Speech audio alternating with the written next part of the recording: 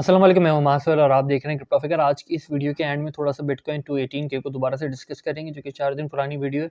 उससे पहले जो है वो कुछ चीज़ों को और आपके साथ डिस्कस कर लें। एलन मस्क का कहना है, Apple has threaten to withhold Twitter from app store as battle for free speech. अब इसको ये ऐसा करते नहीं करते, इससे हट के इसको हमने इसलिए मैं इस वीडियो में शामिल किया है क्योंकि एप्पल ने जो है वो बिटकॉइन के हवाले से कुछ चीज़ें जो बिटकॉइन वॉलेट्स वगैरह हैं, डिसेंट्रलाइज्ड वॉलेट वगैरह हैं, उनको जो है वो अपने ऐप स्टोर से निकाले। इससे पहले टर्मॉक्स माइनिंग वगैरह से रिलेटेड और ट्रस्ट वॉलेट को भी जो है वो इससे पहले ऐप स्टोर कर चुका है। इसके अगेंस्ट जो है वो काफ़ी सारी चीज़ें।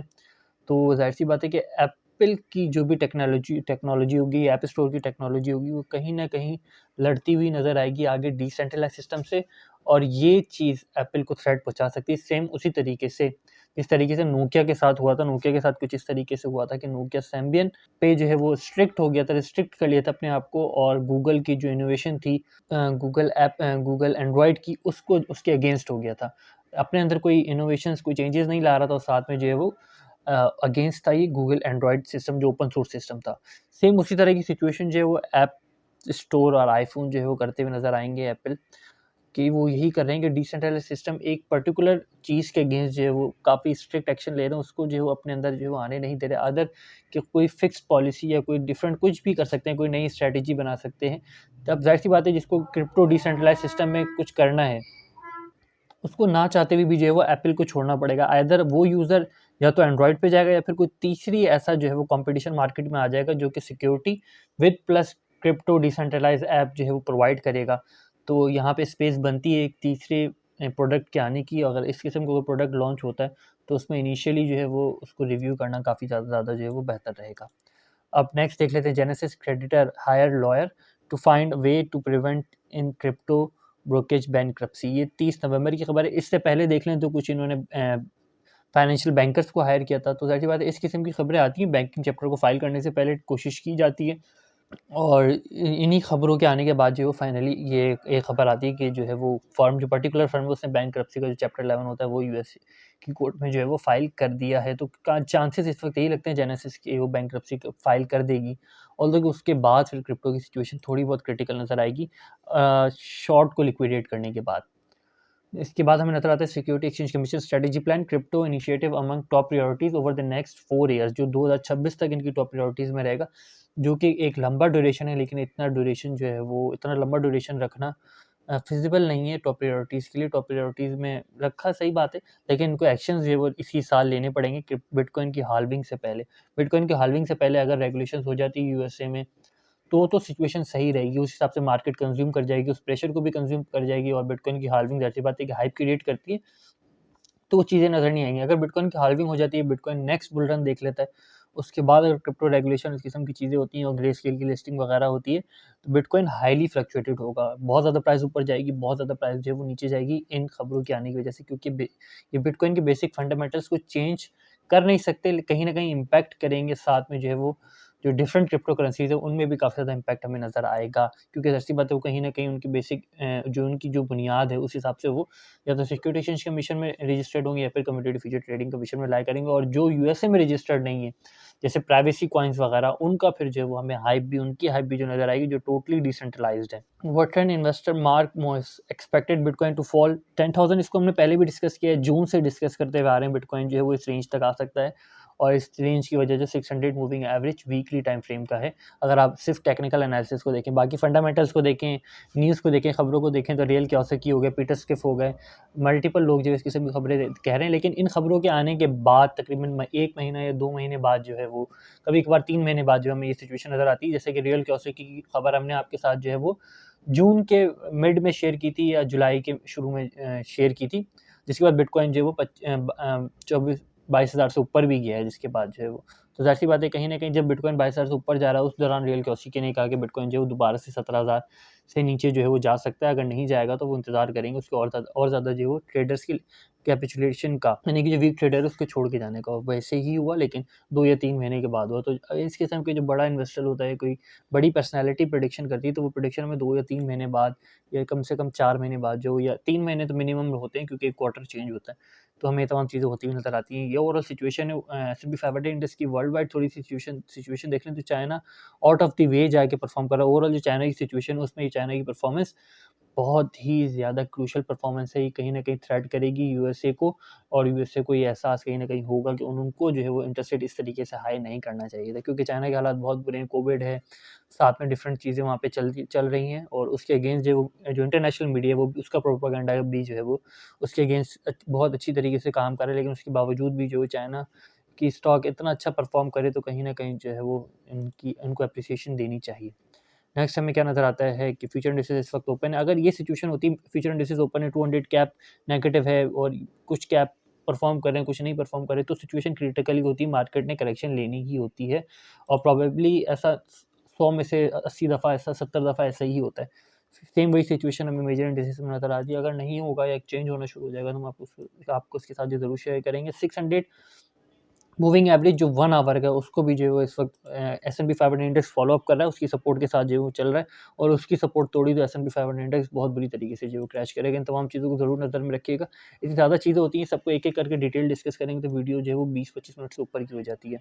बिटकॉइन की प्राइस के ऊपर जाने से यूएसडीटी कहीं न कहीं अपने आप को जो है वो सिक्योर करता हुआ नज़र आ रहा है। तो यूएसडीटी की कुछ ये सिचुएशन हमें नज़र आती है। बिटकॉइन थोड़ी बहुत जो रिलीफ रैली लेता है, उसका सबसे ज़्यादा बेनिफिट जो है वो टीआरएक्स को, एचई, जस्टिन को, यूएसडीटी को होता है, क्योंकि यूएसडीटी उस दौरान जो है वो अपनी डोमिनेंस को कवर अप करके अपने यूएसडीटी का जो भी उनका बैलेंस होता है उसको दोबारा से कवर अप करके 1 पे आ जाता है। इससे पहले भी यही हुआ था, जब बिटकॉइन 17,000 18,000 तक क्रैश किया था जून में, तभी बिटकॉइन यूएसडीटी का पैक जो अनमेंटेन हुआ था।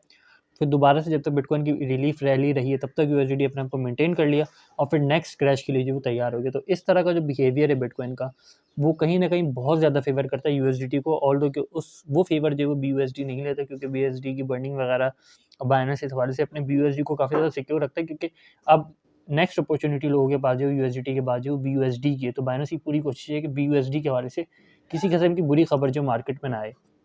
वीकली टाइम फ्रेम में देख लें तो हुबई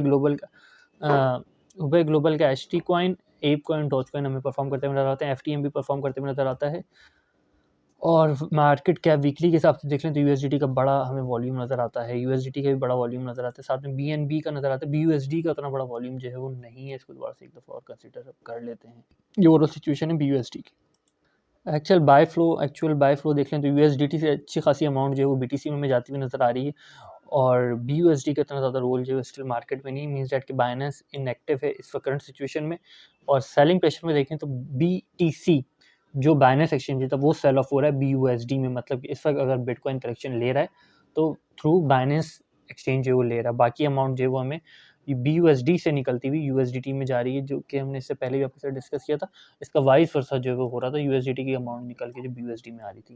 ये तमाम चीज़ें चलती रहती है ऑन चेन, ताकि इन तमाम चीज़ों से जो है वो ऑन चेन डाटा को थोड़ा बहुत मैनिपुलेट किया जा सके, लेकिन लार्जर टाइम फ्रेम में ऑन चेन डाटा को मैनिपुलेट करना काफ़ी ज़्यादा मुश्किल होता है, और ऑन चेन डाटा की मैनिपुलेशन से प्राइस बहुत हाईली फ्लक्चुएट होती है। इसको ऑन चेन एनालिसिस की जो है वीडियो में देख सकते हैं, chart you should review on daily basis on chain chart, उस वीडियो में जो तमाम चीज़ें डिस्कस हैं, जिसमें ओल्ड होल्डिंग के हवाले से बिटकॉइन की डिस्कशन है। मैक्स पिन प्राइस 20,000 30 दिसंबर स्टिल जो है वो यही लगता है लोगों को।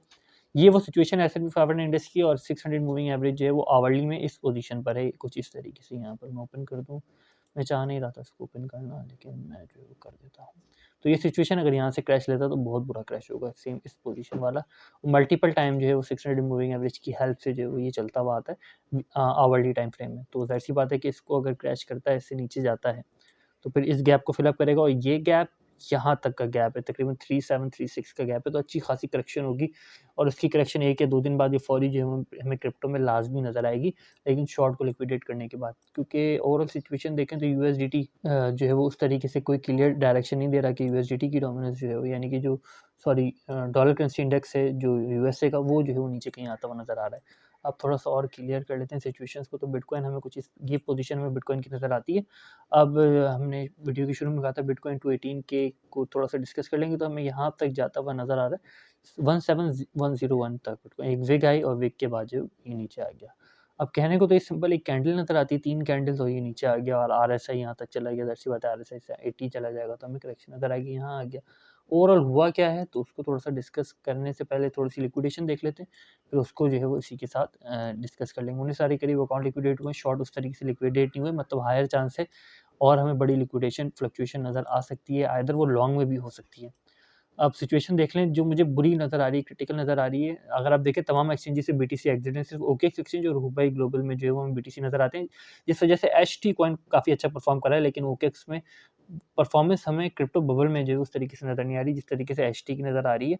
और कहीं ना कहीं ये एचटी की शॉर्ट पोजीशंस या ओकेएक्स एक्सचेंज की जो ओकेबी कॉइन है उसकी शॉर्ट पोजीशन जो है वो मेंटेन की जा रही है। फिर यही बीटीसी इन एक्सचेंजेस से एग्जिट होगा और जो है वो शॉर्ट पोजीशन जो है वो होंगी, और जो एक्सचेंज अपने आप को संभाल पाई वो फिर जो है वो नेक्स्ट करेक्शन में जो है वो बच सकेगी।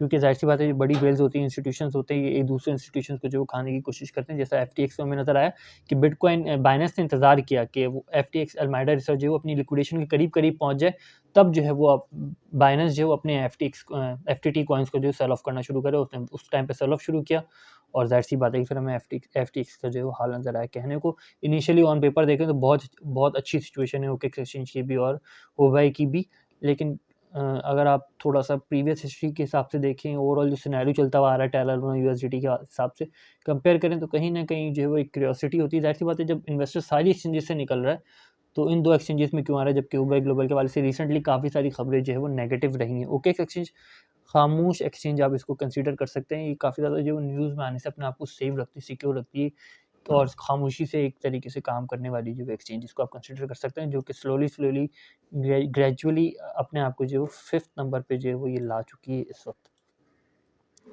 अब थोड़ा-सा देख लें, वही हमें नज़र आता है एक कैंडल, और थोड़ा-सा कैंडल अगर moving average, simple moving average के हिसाब देख लें, किसी चीज़ के हिसाब से भी ना देखें, तो 44 मूविंग एवरेज को जो है वो रेजिस्टेंस नेक्स्ट इसको देखने को मिल सकती है, जो कि तकरीबन 18,283 बनता है। अब एक्चुअल आ जाएँ थोड़ा-सा यहाँ पर हुआ क्या है।